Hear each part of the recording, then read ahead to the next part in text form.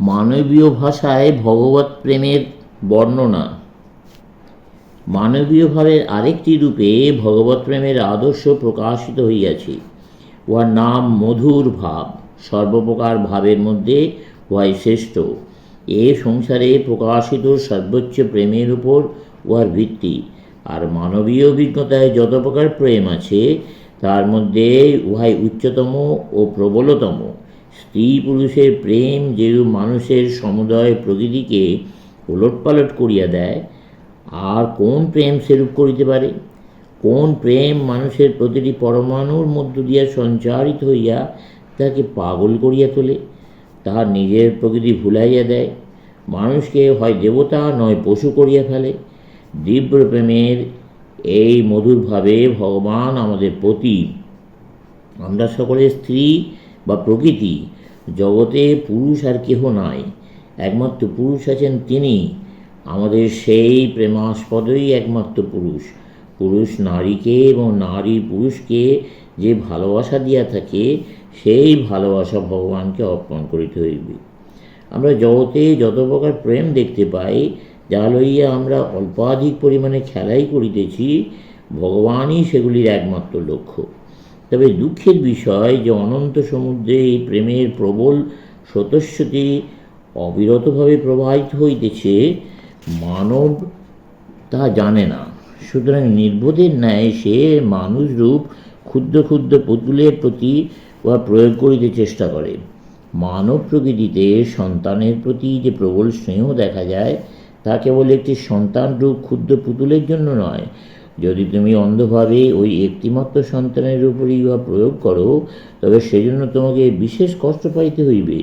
কিন্তু ওই কষ্ট বই হইতেই তোমার এই বোধ আসিবে, তোমার ভেতরে যে প্রেম আছে, তাহা যদি কোনো মনুষ্যে প্রয়োগ করো, তবে শীঘ্রই হইউক বা বিলম্বেই হইউক মনে দুঃখ বেদনা পাইবে। অতএব আমাদের প্রেম সেই পুরুষোত্তমকেই দিতে হবে, যাহার বিনাশ নাই, যাহার কোনো পরিবর্তন নাই, যাহা প্রেম সমুদ্রে জোয়ার ভাটা নাই। প্রেম যেন তাহার প্রকৃত লক্ষ্যে উপনীত হয়, যেন উহা ভগবানের নিকট পৌঁছায়। তিনি প্রকৃতপক্ষে প্রেমের অনন্ত সমুদ্রস্বরূপ, প্রেম যেন তাহারই নিকট পৌঁছায়।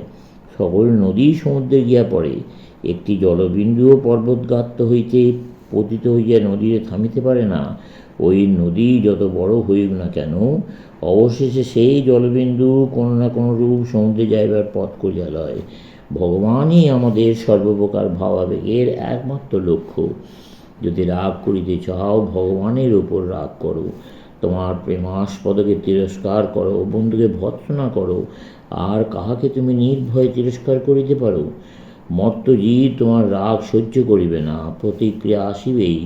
যদি তুমি আমার উপর ক্রুদ্ধ হও, আমিও অবশ্যই সঙ্গে সঙ্গে তোমার উপর ক্রুদ্ধ হইয়া উঠিব, কারণ আমি তোমার ক্রোধ সহ্য করিতে পারিব না। তোমার প্রেমাস্পদকে বলো, তুমি আমার কাছে কেন আসিতেছ না? কেন তুমি আমাকে এইভাবে একা ফেলিয়া রাখিয়াছ? ভগবান ছাড়া কি সে আনন্দ আছে? ছোট ছোট মাটিতে ঢিবিতে আর কি সুখ? অনন্ত আনন্দের ঘনীভূত ভাবটি অন্বেষণ করিতে হইবে। ভগবানের এই আনন্দের ঘনীভূত ভাব, আমাদের সকল ভাবাবেগ যেন তাহারই সমীপে উন্নীত হয়। ওইগুলি তাহারই জন্য অভিপ্রেত। লক্ষ্যভ্রষ্ট হইলে ওইগুলি নিজভাবে পরিণত হয়। সোজা লক্ষ্যস্থলে অর্থাৎ ঈশ্বরের নিকট পৌঁছিলে অতি নিম্নতম বৃত্তি পর্যন্ত রূপান্তরিত হয়।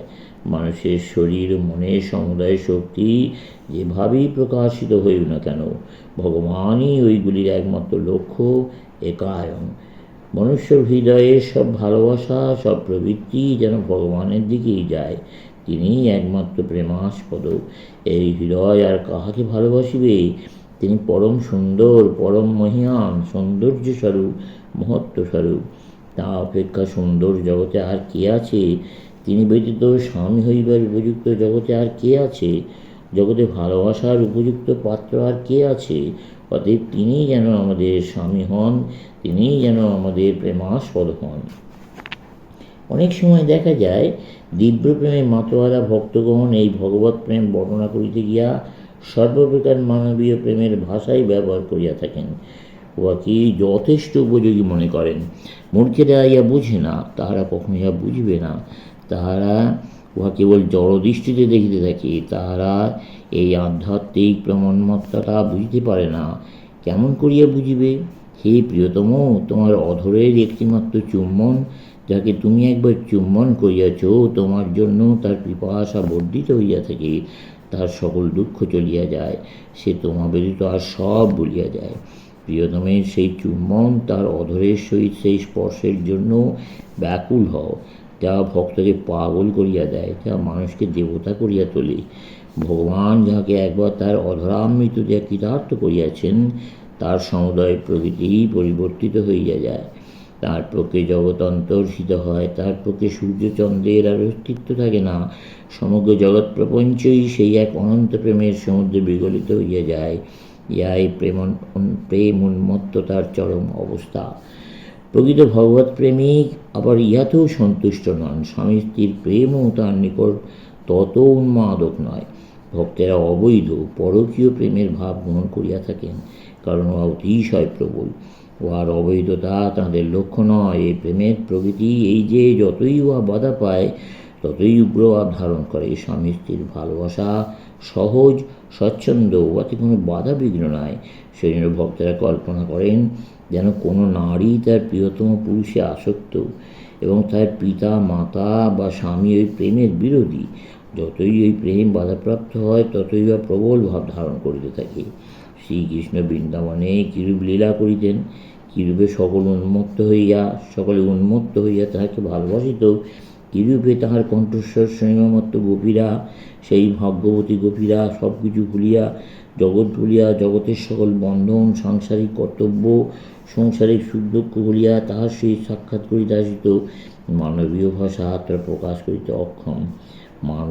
মানুষ, তুমি ভগবৎ প্রেমের কথা বলো, আবার জগতের সব অসার বিষয়ে নিযুক্ত থাকিতেও পারো। তোমার কি মুখ এক? যেখানে রাম আছেন সেখানে কাম থাকিতে পারে না, যেখানে কাম সেখানে রাম থাকিতে পারেন না। এই দুইটি কখনো একত্র থাকে না। আলো এবং অন্ধকার, রবি ও রজনী কখনো একসঙ্গে থাকে না। সমাপ্ত।